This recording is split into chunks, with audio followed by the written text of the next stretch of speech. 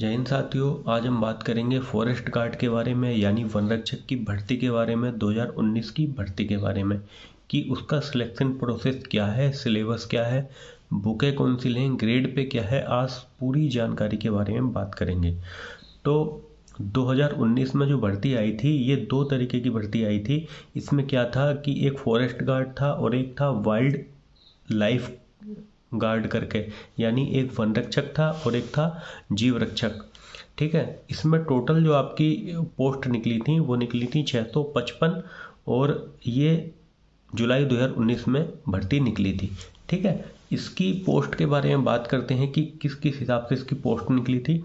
तो जनरल में अगर देखा जाए तो जनरल में फॉरेस्ट गार्ड की 370 वैकेंसी थी और वाइल्ड लाइफ की जो थी 45 भर्ती थी। ओबीसी के लिए 132 थी फॉरेस्ट गार्ड की और वाइल्ड लाइफ के लिए थी 2 भर्ती। एससी के लिए 83 भर्ती थी फॉरेस्ट गार्ड की और वाइल्ड लाइफ के लिए थी 10 भर्ती और एसटी के लिए थी फॉरेस्ट गार्ड की 11 भर्ती और वाइल्ड लाइफ की थी 2 भर्ती। ठीक है, टोटल भर्ती जो फॉरेस्ट गार्ड की थी 596 और वाइल्ड लाइफ की थी 59। टोटल योग जो हो जाता है वो हो जाता है 655 का। ये आपकी भर्तियाँ निकली थी। ठीक है, अब इसका जो है सिलेक्शन प्रोसेस क्या है। तो सिलेक्शन प्रोसेस हमारा 3 तरीके से है। ठीक है, 3 तरीके से क्या है कि एक का आपका एक होगा रिटन टेस्ट। ठीक है, उसके बाद में आपका होगा फिजिकल एफिशिएंसी टेस्ट यानी पीईटी। उसके बाद में आपका होगा मेडिकल यानी चिकित्सा परीक्षा। ठीक, उसके बाद में अब बात करते हैं पहले स्टेप से रिटन एग्जाम से कि आपके रिटन एग्जाम का सिलेबस क्या है, कितने क्वेश्चन आते हैं, इन सब बातों के बारे में बात करते हैं।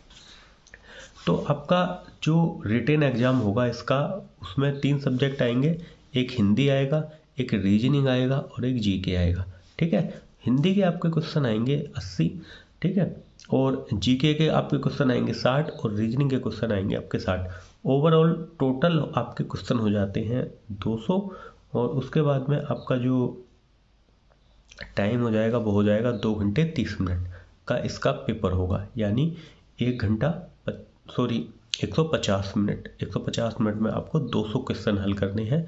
तो आप ये अंदाज़ा लगा सकते हो कि 200 क्वेश्चन 150 मिनट में है तो पेपर का स्तर ज़्यादा हाई ना रह करके नॉर्मल रहेगा और सामान्य तरीके का क्वेश्चन आएगा। ज़्यादा घुमाने वाले क्वेश्चन नहीं आएंगे, नॉर्मल क्वेश्चन आएंगे। आप अपनी प्रैक्टिस कीजिए बस।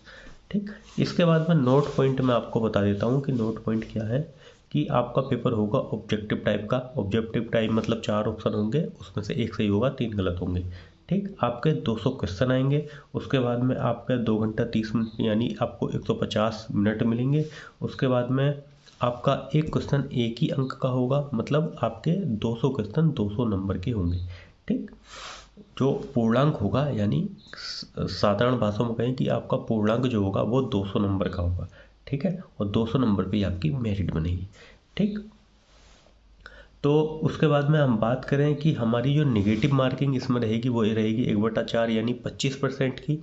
मतलब अगर आपने चार क्वेश्चन सही करे और एक क्वेश्चन आपने गलत कर दिया तो आप 4 क्वेश्चन आपने गलत किए, एक क्वेश्चन आपने सही किया, तो जो 4 क्वेश्चन गलत हुए हैं वो एक सही को भी लेकर के डूब जाएंगे। ठीक, ये इसके बाद में अब बात करेंगे आगे कि इसकी अब पीएचडी अगर आपका एग्ज़ाम क्वालिफाई हो जाता है तो आपको किन किन स्टेप से गुजरना है। पहले आपको होगी नापतोल। इसका मानक क्या है, स्टैंडर्ड, इसके बारे में बात करते हैं।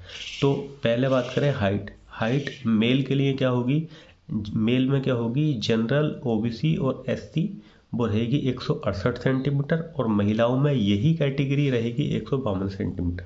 ठीक, इसके बाद में एसटी की जो हाइट रहेगी वो रहेगी 160 सेंटीमीटर और यानी पुरुषों की रहेगी 160 सेंटीमीटर और एसटी वाली महिलाओं की रहेगी 147 सेंटीमीटर। ठीक है, उसके बाद में बात करें चेस्ट की, तो चेस्ट जो नपेगा वो पुरुषों का नपेगा।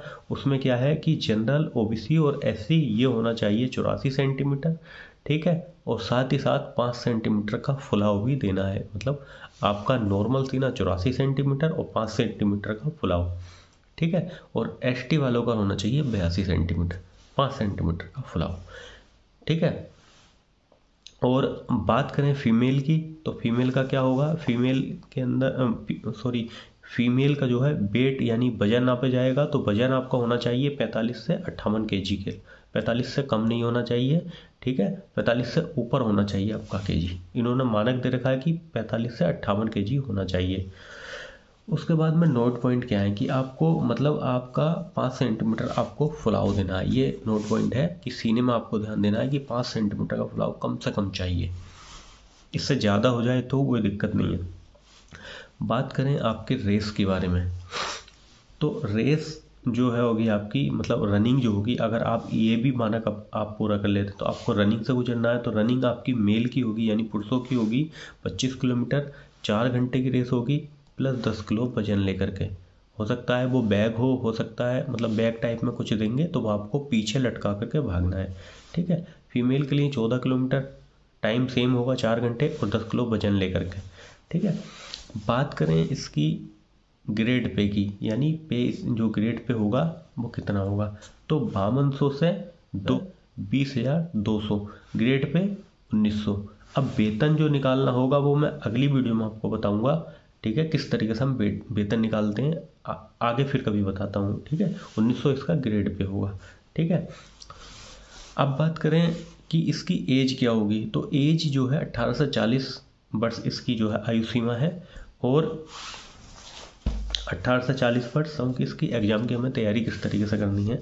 तो इसके लिए आपको अगर जो आपका बुकें आपके लिए चाहिए, तो आपको अगर कम्प्लीटली कोई बुक चाहिए, जैसे कि आपका एग्ज़ाम के लिए कोई अगर नए बच्चे हैं जो कभी कंपटीशन की तैयारी नहीं करी, तो जिस बच्चों ने अगर तैयारी करी है तो उन्हें तो पता होता है कि हिंदी अलग लेनी है, जीके अलग लेनी है, मगर जो बच्चे अभी फ्रेशर हैं उन्होंने कोई तैयारी नहीं करी है तो वो कम्प्लीट एक बुक मिल जाएगी।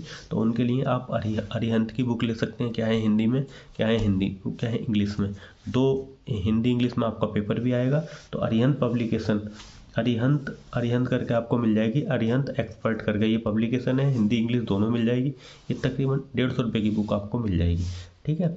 और आप अगर इसका प्रैक्टिस सेट लेना चाहते हैं उसकी प्रैक्टिस करने के लिए, तो यूथ कंपटीशन टाइम करके एक यूथ की एक बुक आती है, यहाँ से ले सकते हैं यूथ की।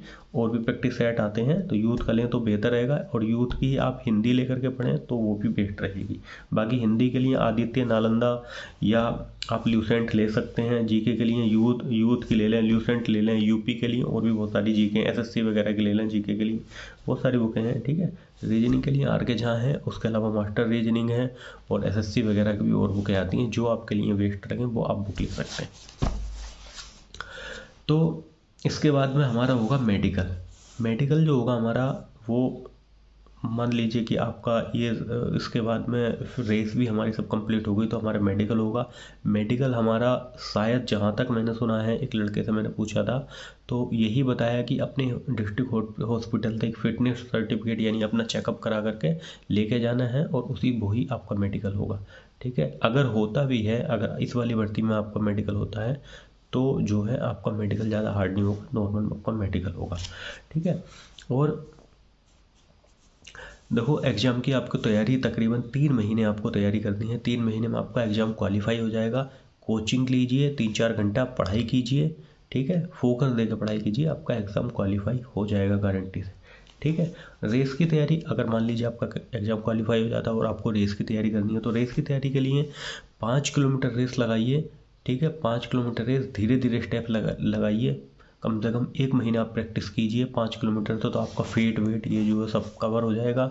और 5 किलोमीटर रेस से आपकी जो दौड़ने की क्षमता है वो भी बढ़ेगी, तो आपका वो मतलब प्रैक्टिस होने से आपकी रेस एकदम कवर हो जाएगी, क्योंकि वहाँ आपको 25 किलोमीटर दौड़ना है तो रोज़ आप 25 किलोमीटर की तैयारी तो नहीं कर पाएंगे, आप 5 किलोमीटर की तैयारी कीजिए। जैसे ही आपका पीटी यानी फिजिकल पास में आता है तब आप 10 किलोमीटर की तैयारी करके जाइए, कम से कम दो से तीसरे दिन 10-10 किलोमीटर करके रेस लगाइए, तो उससे आपकी प्रैक्टिस 10 किलोमीटर से ही काफ़ी हो जाएगी। साथ ही जब आपका पीटी आ जाए तो उस समय आप साइकिल ले लीजिए, साइकिलिंग करने की बहुत कोशिश कीजिए, ठीक है। साइकिल से बहुत अच्छी प्रैक्टिस हो जाती है, कम से कम 25 किलोमीटर दौड़ करके ना तो कम से कम साइकिल तो चला करके देख लीजिए कि 25 किलोमीटर होता कितना है। और पेपर को करने का तरीका कि हम किस तरीके से हम तैयारी करें कि पेपर हमारा एक ही बार में क्वालिफाई हो जाए, तो अपने एक्सपीरियंस के अनुसार मैं आपको बताता हूँ कि आप पेपर को पहली बात तो होपलेस मत होइए, पेपर में जाइए, एक दिन पहले पढ़ाई छोड़ दीजिए, वहाँ जाइए, जो आपके मोस्ट इम्पोर्टेंट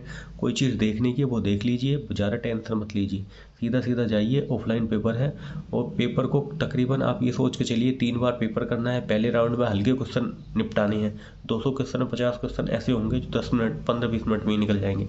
उसका बाद में दूसरा राउंड लगाइए, 30 सेकंड वाले क्वेश्चन पकड़िए जो 30 सेकंड में तकरीबन हो जाए। उसके बाद में आप वो क्वेश्चन करिए जो आप कर सकते हैं, ठीक है। गलत क्वेश्चन नहीं करना है, गलत क्वेश्चन मत छूइए। उसके साथ में आपका जो आंसर सीट है, आप आंसर सीट इधर बुकलेट रखिए, इधर आप क्वेश्चन पढ़िए, इधर तुरंत ही निशान लगा करके राइट का उसके ऊपर बुकलेट पे उधर ही गोला काला कर दीजिए। ये मत करिए कि पहले बुकलेट कर ले बाद में गोला काले करेंगे, उससे आपका टाइम वेस्ट होगा। इधर निशान लगाइए, इधर गोला काला कीजिए। निशान लगने से ये होगा कि ये मैंने कर दिया। कोई क्वेश्चन आप छोड़ते हो तो उस पर गोला लगा दीजिए कि हाँ ये मैंने छोड़ रखा है। जब करो उसे तो फिर गोले पे राइट का निशान लगा दीजिए। तो यहाँ से आपका एग्ज़ाम क्वालिफाई करने का ये तरीका हो गया, ठीक है। रही बात कट ऑफ की, तो इससे पिछली बार जो हमारे शायद क्वेश्चन कम आए थे, 180 क्वेश्चन थे शायद पिछली बार। तो 180 में क्या था कि हमारा 20 नंबर का इंटरव्यू था और इस बार इंटरव्यू ख़त्म हो गया है। तो 180 में से जो रिटन की मेरिट लगी थी वो ओबीसी की 117 पे लगी थी, ठीक है। 117 और शायद 111 112 के आसपास एससी की लगी थी, SC ST। तो 117 क्वेश्चन आप मान के चलिए, आपके इस बार 200 हैं, तो आप 120 के ऊपर मेरिट मान के चलिए, क्योंकि आपका इस बार इंटरव्यू भी नहीं है तो 120 के प्लस जाएगी, ठीक है। अंदाजे से लगभग मैं आपको बता रहा हूँ कि 120 से ऊपर लेकर के चलिए, नॉर्मल 120 से ऊपर आपको लेके ही जाने हैं, तभी आपका सिलेक्शन हो पाएगा। तो प्रैक्टिस अच्छे से कीजिए, जितना अच्छे से हो पाए उतना अच्छे से पढ़िए। इसके बाद भी अगर कोई प्रॉब्लम आती है तो आप कमेंट बॉक्स में पूछ सकते हैं, मैं आपको बताऊंगा, जितना मुझसे होगा आपकी मदद करने की कोशिश करूंगा, ठीक है। ये मेरा वीडियो कम्प्लीटली है, इसमें कुछ भी नहीं छोड़ा है, बताने के लिए सब कुछ बताया, सिलेबस से लेकर बुक से लेकर हर एक चीज़ मैंने कवर की है इसके अंदर, ठीक है। अब कोई क्वेश्चन अगर हो तो कमेंट करें, मैं इसका जवाब दूंगा, ठीक है। वीडियो अगर अच्छा लगा हो, अगर ये वीडियो आपको अच्छा लगा हो तो एक लाइक कर देना। अगर मेरे चैनल पर पहली बार आए तो यार प्लीज़ सब्सक्राइब जरूर कर लेना, और साथ ही जो बेल आइकन का प्रेस है यानी घंटे का बटन है उसे भी दबा लें, जिससे मैं ऐसी जो वीडियो बनाता रहता हूँ उसका नोटिफिकेशन आप तक पहुँचता रहे। तो मिलते हैं नेक्स्ट वीडियो में, तब तक के लिए जय हिंद।